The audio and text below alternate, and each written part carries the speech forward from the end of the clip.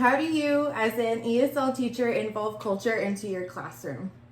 So I make sure to first find out kind of their home life. First off, where they've come from. I've had students come from the Middle East when we had a big influx of refugees. I've had kids come from Africa. And so just kind of finding out their home life.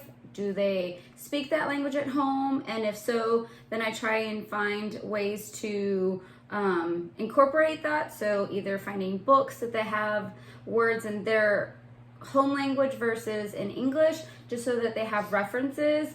And then just as a class, we kind of talk about where we come from, especially during holidays when we're talking about celebrations.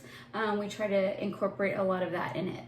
What is the process you use each year, and does it change from year to year? It definitely changes from year to year, because some years it might just be an ESL denial, meaning that their parents speak Spanish at home, but they really don't use that language, compared to years where their parents speak Farsi, or one year it was Swahili, and so I had to make sure to kind of make sure that things that went home were in their own language and their home language. And in class, whether it be if they're first year, then it's lots of pictures, lots of reteach, lots of visuals, because the students may not know certain words. And so having those visuals for them to go to and look at if they're reading an assignment or doing an activity. Just a little thing like the word bandana, a student didn't know, so I brought one in from home just so that they could have that connection. And so some years it's a lot more pictures in the classroom, visuals, things that they can touch, and other years it's very little. Just depends on the students and how many years they've been, in America. Mm-hmm. And transitioning like to different subjects as well, like if they don't know like the routines and stuff, you have to like go over everything. Definitely. Picture schedules are very helpful for students that are, especially first year in, not knowing, sometimes they're very good at like clocks, because that's kind of universal, and knowing like the schedule, but maybe not knowing, what math is. So it's like a picture of, plus, minus, things like that. Lots of picture schedules, things like that, just to help transition. Yes. Okay. How would you describe the culture and community in your own classroom?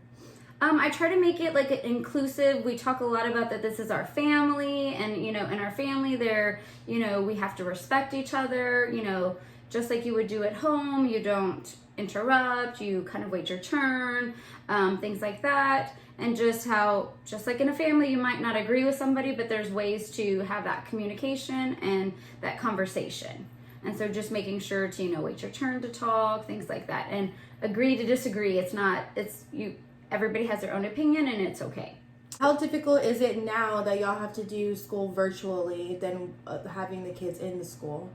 Well, being a full-time virtual teacher, it is extremely difficult. So I have one denial this year and one ESL this year. And so it's very hard to help accommodate. They will ask questions in like the chat during Zoom and things like that, but I have to really make sure that if it's an assignment and I think maybe there's not something that could be misunderstood, to make sure to put graphics and visuals or a video. So I try to incorporate videos.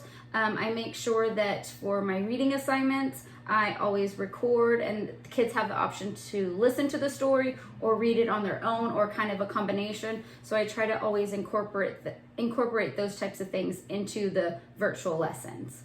But it is quite difficult, definitely. The IRIs and like running records, are you able to do that like virtually with the students? Like, do you have to do like one-on-one? I do one-on-one, so it's either we put them in a breakout room, and it does have the disadvantages because it's on a screen, so the kids are like, I can't really see, or it's blurry. So I try to accommodate if I can scan something in, and so that it can be opened up.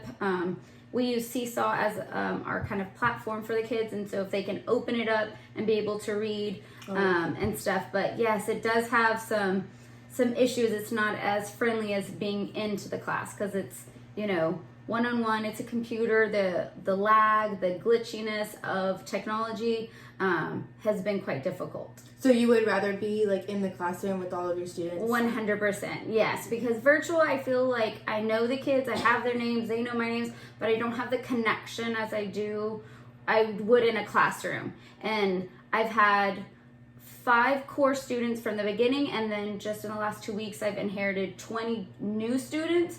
And so my 5 ones that have been with me, like I feel like I know them, the quirks, they're, and these new ones, it's been a struggle to try to get to know them, their personalities, and kind of what they need and their help that I can give to them.